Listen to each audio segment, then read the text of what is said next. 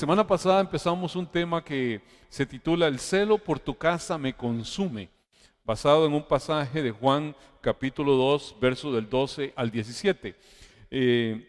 No terminamos, llegamos como hasta el capítulo, al versículo 14. Hoy vamos a dar término a esto. Algo a tener siempre muy presente en este entendimiento de esta parte de la palabra es que hay un respeto que hay o debemos tener nosotros por aquello que es consagrado, aquello que es diferenciado de lo profano, de lo vil, de lo mundano, y que son las cosas que son dedicadas al Señor. Y lo principal que podemos entender de eso son estos templos. No tanto el edificio físico, porque en realidad el templo lo constituimos cada uno de nosotros y toda la iglesia unida en torno al nombre de Jesucristo. Pero el Señor siempre ha sido muy categórico en hacer una diferenciación entre lo que es sacro y lo que es profano. Tanto así que hay claras referencias en la palabra donde el Señor tomaba acciones incluso de tomar la vida de aquel que no había sido consecuente con esa condición, y nos acordamos de Nadab y Abiú, dos hijos de Aarón que fueron ajusticiados por presentar un fuego extraño delante del Señor. Vamos a recordar que lo que estuvimos tratando, el versículo 12 al 17, vimos el versículo 12 que hablábamos sobre, el recuerdo nada más ese versículo, después de la boda, aquella boda de Canaán a la que había ido el Señor, se fue unos días a Capernaum con su madre, sus hermanos y sus discípulos. Ahí claramente hacen una diferenciación de personas. Está distinguiendo allí a los discípulos que podrían llamar hermanos espirituales de los hermanos carnales que estaban en ese momento acompañándolo. Posiblemente eran parte de la boda, que era de algún familiar, y ahí estaba su madre y demás. Y ahí pues recordábamos, como para tener una claridad de que a veces se ha hecho mucho mito en torno a esto, y la palabra se clarifica a sí misma. Tenemos que ir a otros pasajes de la palabra para ver a qué se estaba refiriendo con ese núcleo familiar. Y nos acordábamos de Mateo 3:6, que dice que no es este el carpintero, el hijo de María. O sea, está refiriendo a Jesús, no está refiriendo a José. O sea, Jesús heredó de alguna manera la ocupación de José. ¿No es este el carpintero, el hijo de María? Acordémonos que Jesús era el unigénito de María. Eso lo podemos ver en la palabra claramente en Mateo 1:25, que dice que José no conoció a María, sino que no conoció hasta que dio a luz a su hijo primogénito. Primogénito, o sea, Jesús era el primogénito de María, era el unigénito de Dios, pero era el primogénito de María. Eso hace ver que era el primero de una serie de hijos que tuvo María, y le puso por nombre Jesús. Entonces, sencillamente aquí la palabra habla de que Jesús y sus hermanos era el primogénito, o sea, era el mayor de todos ellos, y sigue diciendo, hermano de Jacobo, de José, de Judas y de Simón.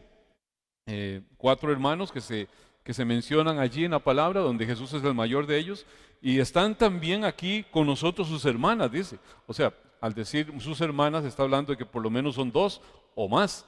Entonces ahí así, sin mayor problema, vemos que la familia de Jesús, los hermanos, pues lo constituían por lo menos 7 personas. Por lo menos, si no más, si hubiesen más hermanas. Luego vimos en el versículo 13 que decía, se acercaba la fiesta de la celebración de la Pascua judía, así que Jesús fue a Jerusalén. La Pascua judía era aquella celebración en la cual todos concurrían, era una fiesta de convocatoria nacional, y todo el pueblo judío de diferentes lugares, ya sea los que vivían en la zona o los que vivían en otras naciones, concurrían.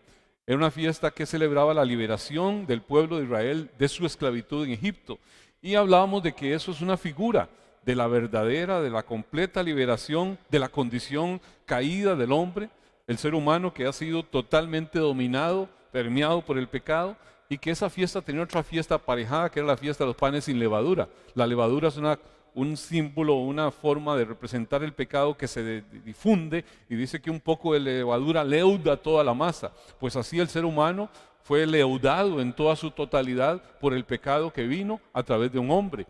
Pero Jesús, otro hombre, viene a redimir, a sacar a esa humanidad de esa condición, y justamente esta figura de la Pascua es ese momento, anunciado ya primeramente en el pueblo de Israel y aquí materializado posteriormente en la obra de redención que nuestro Señor lleva a cabo en la cruz. Luego pudimos ver en el verso 14 cómo el Señor vio en la zona del templo, vio que en la zona del templo habían comerciantes que vendían ganado, ovejas, palomas para los sacrificios, y vio a otros que estaban en sus mesas cambiando dinero extranjero. Todo este tipo de actividad enardeció, horrorizó, encolerizó, por decir un término, a nuestro Señor. El sonido que debía ser de alabanza sincera, de oraciones fervientes, allí estaba totalmente ahogado, totalmente silenciado ese sonido por el mugido de bueyes, por el balido de ovejas, por una oferta de cambistas ofreciendo intercambio de dinero, y fue algo que cambió completamente el ambiente con la complacencia de los religiosos de la época, los que eran llamados a que eso fuera un lugar totalmente depurado, totalmente hecho para adoración del Señor, para adorar al Señor y para orar al Señor, era casa de oración, había sido pisoteado. O sea, el honor del Señor estaba siendo pisoteado. Ahí los principales sacerdotes pues sencillamente llenaban sus bolsillos con lo que le propiciaba todas las comisiones de los diferentes vendedores de animales y los cambistas que tenían la exclusiva que ellos mismos le ofrecían, y por lo tanto al final de cuentas era un negocio redondo que tenían montado allí. Cuando el amor al dinero es lo que está en el corazón, amado, la palabra es muy categórica y dice que culpable de todos los males es el amor al dinero. El dinero en sí no es malo, el problema es el amor al dinero, y muchas veces vemos subastas en el tiempo presente de sanidades, de liberaciones, de conversiones, y una excitativa al pueblo del Señor a que venga y pacte con Dios y que traiga al altar de Dios aquello con lo cual va a liberar a su ser amado, o que va de alguna forma a traer sanidad a su ser querido. Amados, son cosas que son muy populares en el tiempo presente, pero nosotros como pueblo del Señor tenemos que ser categóricos que eso no puede tener lugar. No puede ser algo que lo aceptemos, que lo veamos como algo que es viable en la casa del Señor, que somos la iglesia del Señor. Y ahí, en ese punto, nos encontramos al final de la enseñanza el domingo pasado, y justamente viene el siguiente versículo, el versículo 15, que es donde continuamos hoy, que dice así, verso 15, leo en la Nueva Traducción Viviente: Jesús se hizo un látigo con cuerdas y expulsó a todos del templo.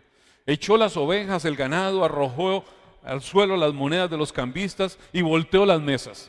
O sea, la acción de Jesús ahí pudo haber provocado un escándalo en cuanto a ruido, en cuanto a conmoción, en cuanto a terror de alguna manera, pero también tuvo que provocar vergüenza, y de alguna manera podemos ver que estaba presente porque no hubo ninguna violencia contra él, no hubo una reacción contra él de forma violenta. Esa intensa indignación que él estaba llevando a cabo era totalmente valedera. Él no toleraría que se ridiculizara el espíritu de adoración verdadera que debía ser propio de ese lugar. Usted y yo tenemos que entender que hoy no tenemos un lugar de esa naturaleza, pero nosotros somos templo del Dios viviente y hemos de estar totalmente purificados, y toda nuestra acción de celebración debe estar aparejada no a obras muertas, no a obras malas, sino todo aquello que enaltece a nuestro Señor.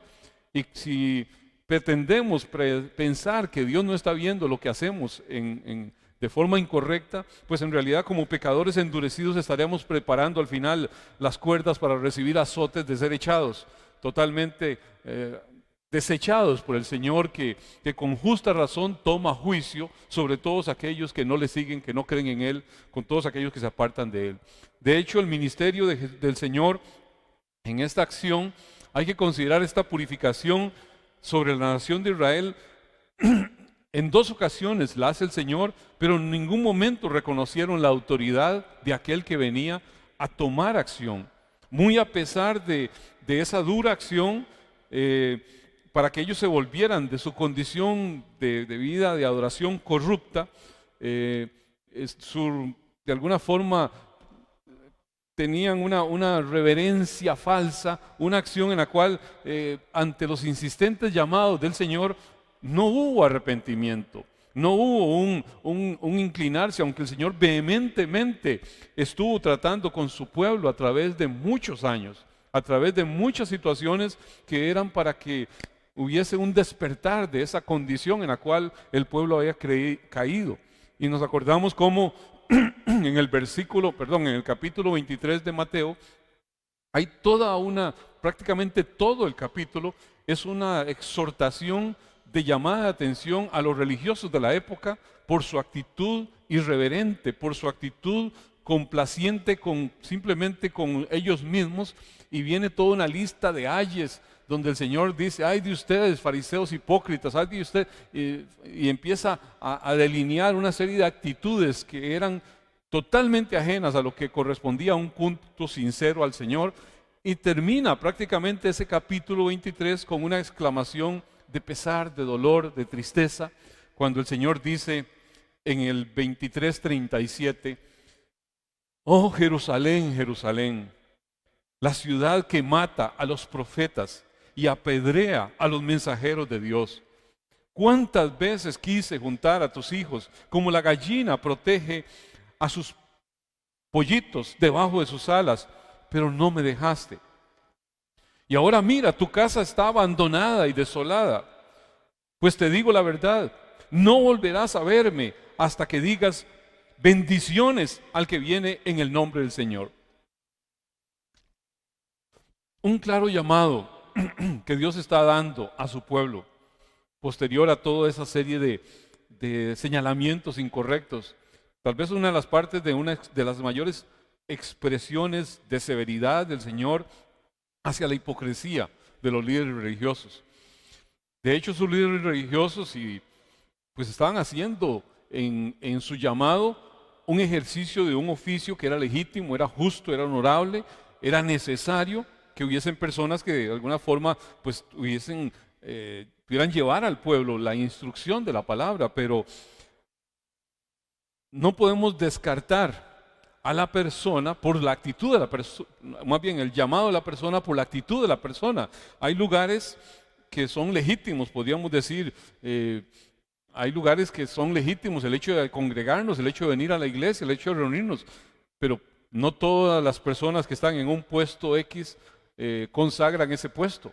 O sea, no es el asiento el que al final da honra y verdad a la persona que ahí se sienta. Al final de cuentas es la persona que deshonra el asiento o la posición que Dios le ha dado. Y aquí podemos ver que pueden haber situaciones de gente en el tiempo presente que pueden decirse o pueden haber sido llamados a pastorear una iglesia y pudieran no estar actuando correctamente. Pudiera haber instituciones religiosas que están tomando acciones que no son las que debieran tomar, pero eso no descarta al final de cuentas el hecho de que el Señor instituye todo eso en función al favorecimiento, al crecimiento del pueblo. No podemos nosotros, como dice un pastor que estimo mucho y oigo bien muchas enseñanzas de él, Sugel Michelel, dice: no podemos lanzar al bebé con el agua sucia. O sea, hay cosas que están incorrectas, hay cosas que están malas, que debemos descartarlas, pero entendiendo que no por eso yo puedo decir: es que no, a la iglesia, como he escuchado a veces gente que dice: ay, solo hipócrita, yo no vuelvo a la iglesia, yo mejor me quedo en mi casa y no me congrego. Amados, eso es contrario a la palabra, eso es ajeno al llamado que la palabra nos da, y entonces no podemos nosotros tomar actitudes de esas. Jesús ahí, Él terminó con ese lamento, pero siempre con un profundo amor a su pueblo, y usted y yo tenemos que entender que somos llamados a depurar, pero no a destruir lo que Dios ha establecido. Somos llamados a que todo se haga como debe hacerse. Esa purificación era el cumplimiento profético que el Señor había anunciado. Prácticamente en varios profetas fue dicho, pero los últimos profetas que encontramos en el Antiguo Testamento, Malaquías y Zacarías, hacen una referencia a esa venida del Mesías, a esta labor.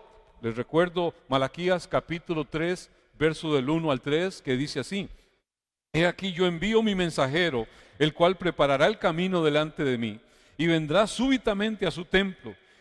El Señor a quien vosotros buscáis, y el ángel del pacto, a quien deseáis vosotros, he aquí viene, ha dicho Jehová de los ejércitos.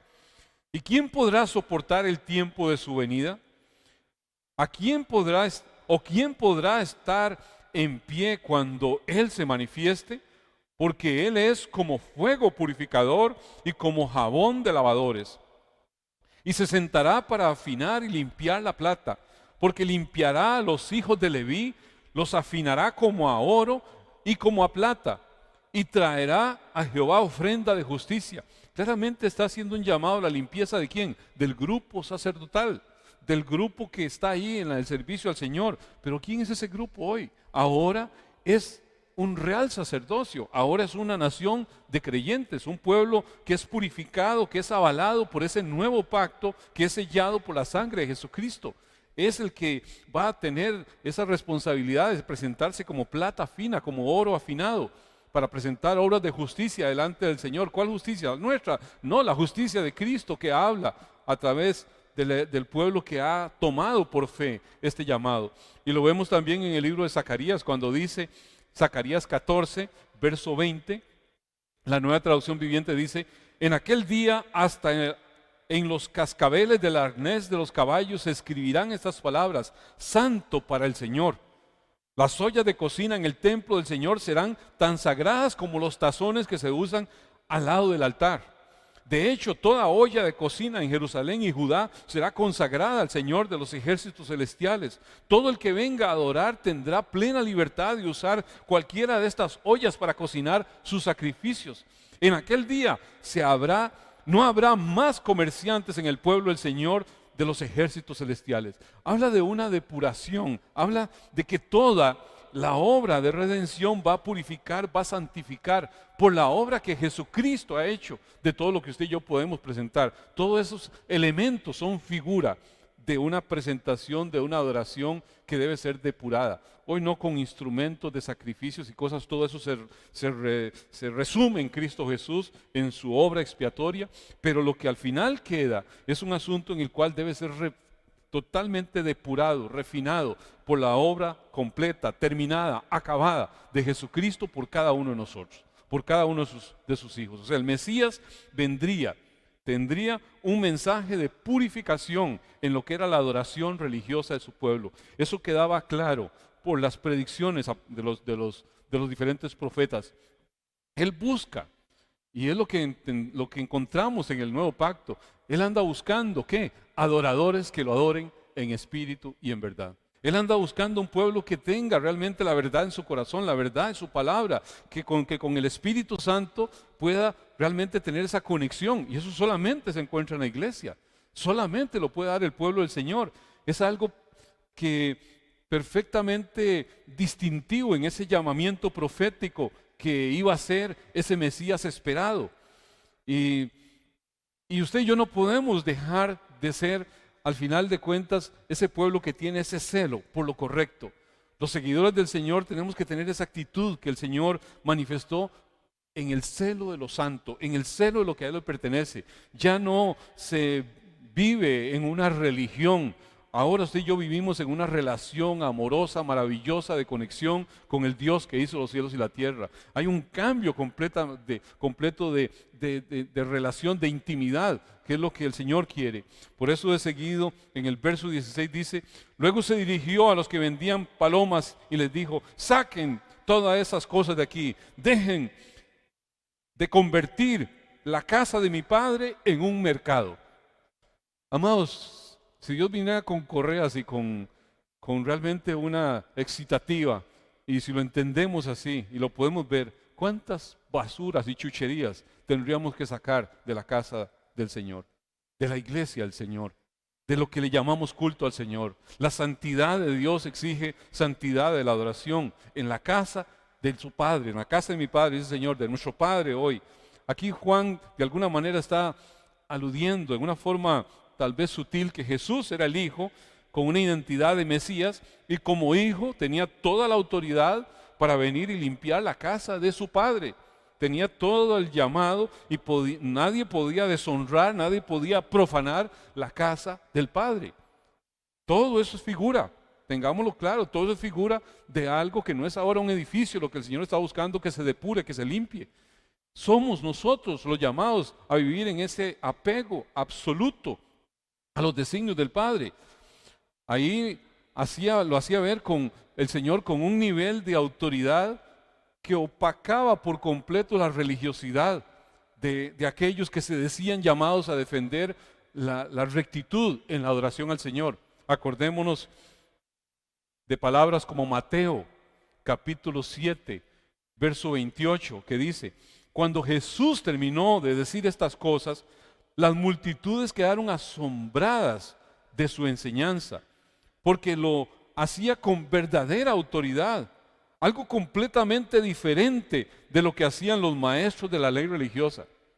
Y era algo completamente conocido, la hipocresía, la falta de rectitud que iba aparejada a la conducta de los religiosos de la época. Eso no puede ser en el tiempo presente. Tiene que ser algo que ese celo sea en todo momento, sea igual, sea el mismo hoy, por la casa del Padre, por aquello que le pertenece al Señor, por aquello que es consagrado al Señor. Y si no tenemos todavía claridad, vea lo que dice la palabra, porque la palabra se va dibujando, se va explicando a sí misma. Vea lo que dice Hebreos capítulo 3, verso 6. Me gusta como lo dice la Nueva Traducción Viviente. Pero Cristo como Hijo está a cargo de toda la casa de Dios. Y nosotros somos la casa de Dios. Por si no lo entendía, por si no lo ha comprendido, nosotros somos la casa de Dios. Si nos armamos de valor y permanecemos confiados en nuestra esperanza en Cristo. Usted y yo somos llamados, no podemos nosotros conducir nuestras vidas como si fueran ajenas a los designios de aquel que es dueño de su casa. Tenemos que entender que nuestra vida está ahora completamente rendida, inclinada a aquel que nos ha comprado con un carísimo precio. Aquí la corrupción que hacía ver era demasiado evidente para poder ser justificada o excusada de alguna forma. Así, la propia conciencia de esos pecadores en alguna medida era el mejor amigo de ese reformador que por excelencia gozaba de toda la autoridad absoluta para hacerlo, y estaba hablando con la verdad. Le daban una autoridad que nadie podía resistirse a ese nivel de autoridad que estaba siendo expresado allí delante de ellos.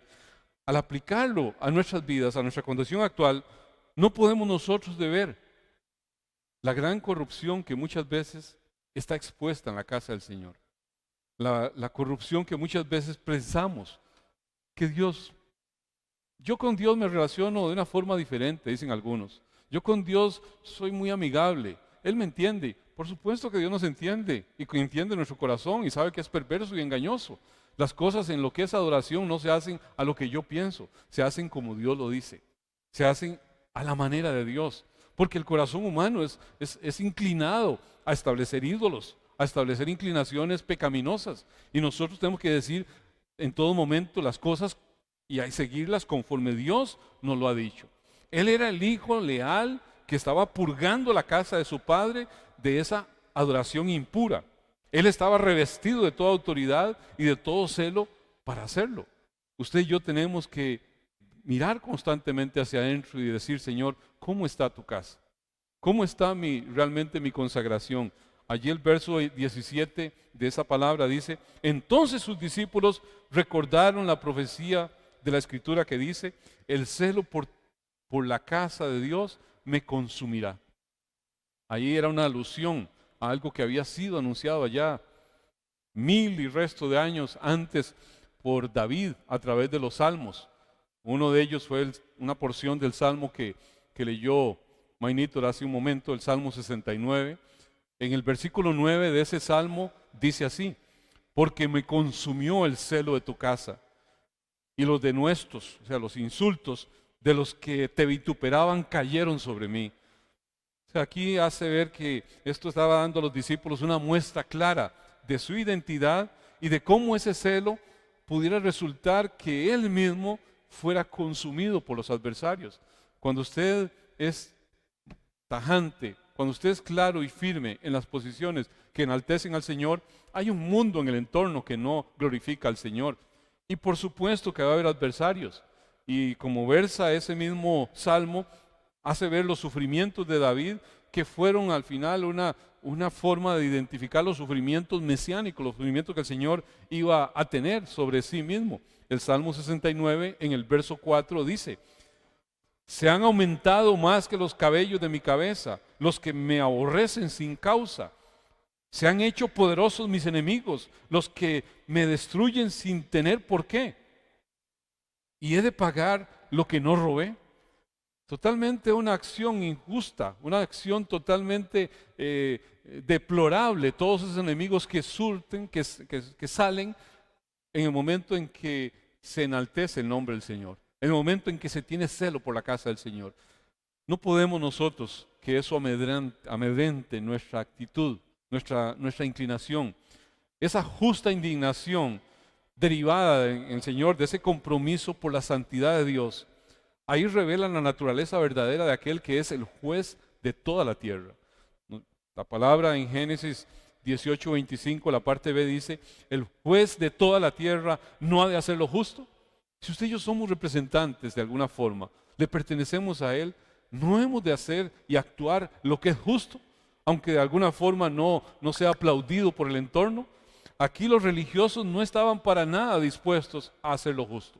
No era su interés. Los líderes judíos nunca olvidaron el duro golpe en el corazón de su empresa religiosa, ahí en el centro de su poder religioso. Ellos no olvidaron eso, y eso los animó cada vez más y más a buscar la muerte de aquel que estaba amenazando ese centro de estabilidad religiosa.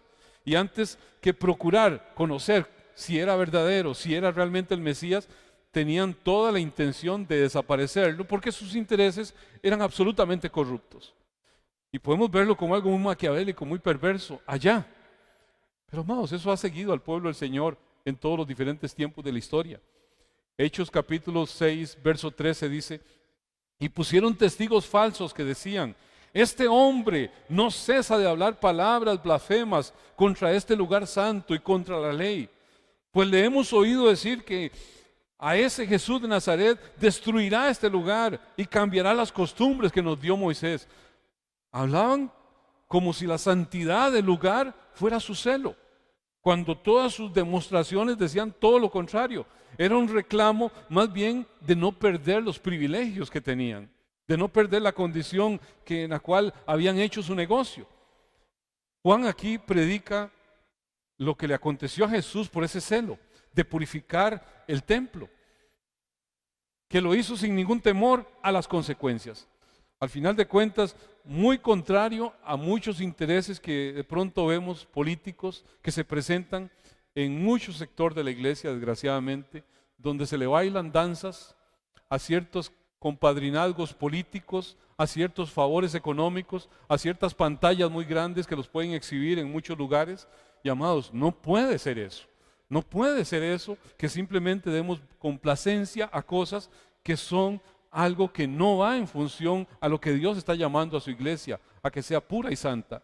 Romanos capítulo 15, verso 3 dice: porque ni aun Cristo se agradó a sí mismo, antes bien, como está escrito, los vituperios de los que te vituperaban cayeron sobre mí. Aquí el Señor nos da testimonio del celo que hemos nosotros de tener por las cosas de Dios. Es algo en lo cual tenemos que estar apercibidos, tenemos que estar siempre conectados. Tito capítulo 2, verso 14 dice: quien se dio a sí mismo por nosotros para redimirnos de toda iniquidad y purificar para sí un pueblo propio, celoso de buenas obras. Yo le pregunto, ¿somos ese pueblo apartado del Señor, celoso de buenas obras? ¿Somos ese pueblo que Dios anda buscando? Debemos, por celo a lo santo, olvidar, despreciar, hacer a un lado nuestro propio prestigio, nuestro propio interés, nuestra propia comodidad, cuando todo eso de alguna forma está compitiendo con la lealtad de nuestro Dios. Tenemos que ser correctos en todo eso, con motivaciones como las que tuvo el Señor, que eran motivaciones espirituales santas, no emotivas, no sentimentales. Usted y yo no podemos movernos en función a qué siento, qué no siento, no. ¿Qué dice el Señor y qué se está haciendo? Se movió siempre el Señor en esa línea, en el celo por la casa del Señor. Él fue guiado por el Espíritu Santo de Dios. Y eso será un distintivo suyo y mío. Si realmente somos pueblo del Señor, esa paternidad va a quedar claramente manifiesta por la guianza que el Espíritu Santo da de su vida. Romanos 8:14 dice, porque todos los que son guiados por el Espíritu de Dios, estos son hijos de Dios. Amados, que el Espíritu Santo realmente nos direccione para dar las luchas correctas, para no emocionales, sino de un profundo celo santo por todo aquello que es de la casa de nuestro Padre. Tenemos que entender que Él lo ha definido, su palabra lo ha definido, su palabra lo expresa. La casa del Señor es columna, es baluarte de su verdad. Y tenemos que tenerlo claro, tenemos que abrazarnos a eso. Hay mucha ficción en medio de las celebraciones, en medio del seguimiento al Señor. No pretendo ser un señalador, pero amados, hoy más que nunca que la iglesia está conectada a tantas corrientes de las redes, vemos cosas que no dudo que el Señor haría un chilillo de estos y votaría más de una cosa. Que Dios nos ayude a entender lo que dijo 1 Timoteo 3:15, para que si me retraso, sepas cómo debes comportarte, cómo deben comportarse las personas en la familia de Dios. Esta es la iglesia del Dios viviente, columna y fundamento de la verdad. Esa es la iglesia. El celo por la casa del Señor es una comisión dada a la iglesia de todos los tiempos. ¿Por quién? Por su fundador. Claramente está dicho, no podemos nosotros claudicar en esto. Debemos estar en permanente, en absoluta alabanza, reconociendo la gloria al único que es merecedor de toda la gloria. No podemos tocar esa gloria, es algo que solamente le pertenece a Él.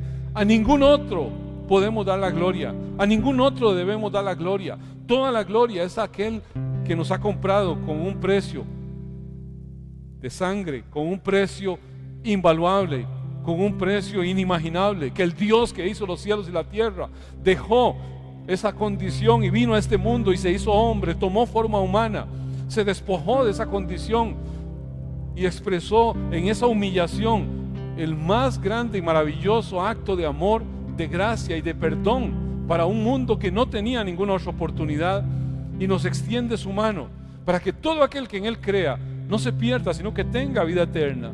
Que nuestra vida sea una vida de esos adoradores que le adoran en espíritu y en verdad, que entienden lo que Cristo Jesús hizo, y entonces su conducta no es porque se va a ir al infierno o no se va a ir al infierno, no, porque ama a Dios, porque adora a Dios, porque entiende que lo único que tiene sentido en esta vida es adorar al que vive y reina por los siglos de los siglos, al Señor nuestro Dios. Él es digno de toda adoración. Adoremos al único, adoremos al Rey.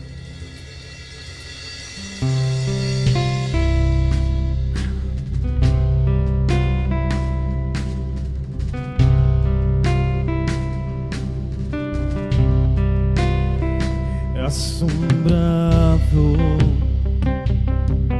ante la grandeza de tu gloria, ante la belleza de tu majestad, me acerco a tu trono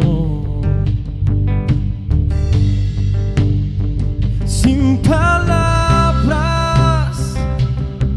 que puedan describir tu pureza, consumido por el fuego de tu santidad, humillo mi corazón. Ay de mí, que siendo pequeño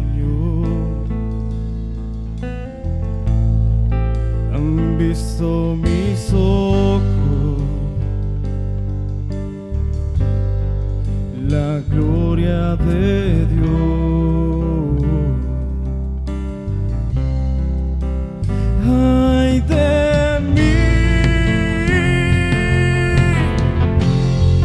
pues soy pecador. He visto la gloria del Hijo de Dios,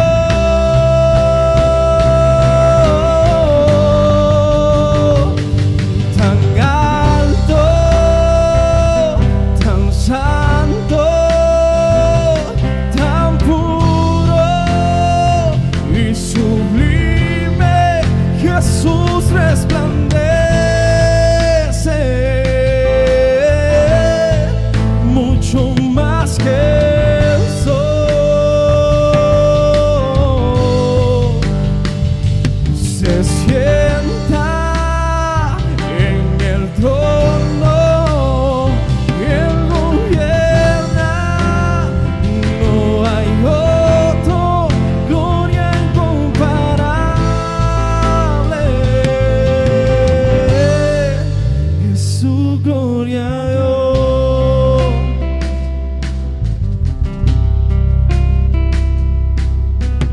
No daremos gloria a ningún otro, no daremos gloria a ningún otro. Cristo, tú mereces toda la gloria, Dios. Amén. No daremos gloria a ningún otro, no daremos gloria a ningún otro. Cristo, tú mereces toda la gloria, Dios. Te cantamos, no daremos gloria a ningún otro, no daremos gloria a ningún otro. Cristo, tú mereces toda la gloria, Dios. No daremos gloria, no daremos gloria, no, a ningún otro, no daremos gloria, no, a ningún otro. Cristo, tú mereces, sí, toda la gloria, Dios.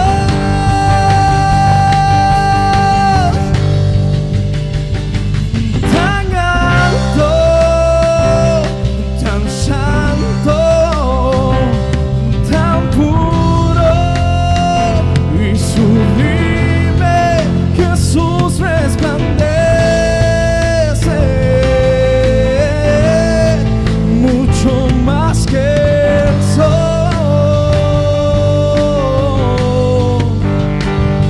Se sienta en el trono y él gobierna.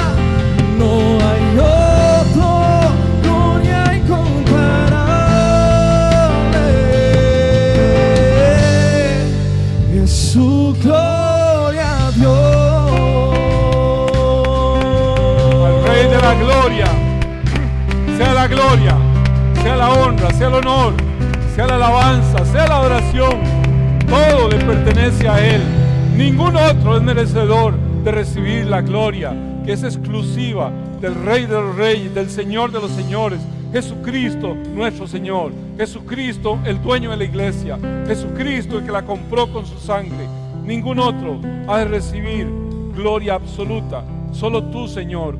Padre, depura nuestros corazones, limpia los corazones de tu iglesia, Señor, que podamos ser una iglesia cada día más y más consagrada, con celo de las cosas santas, con celo de la consagración a ti, con celo, Señor, de vivir vida, Señor, aparejadas a tu propósito de buscar esos verdaderos adoradores que te adoren en espíritu y en verdad. Padre, gracias por tu palabra. Gracias por tu Santo Espíritu que guía a tus hijos. Toda la gloria y toda la honra y todo el honor es solamente tuyo, Señor. Amén, amén y amén. Dios es digno de ser exaltado, amados. Dios es digno de ser glorificado.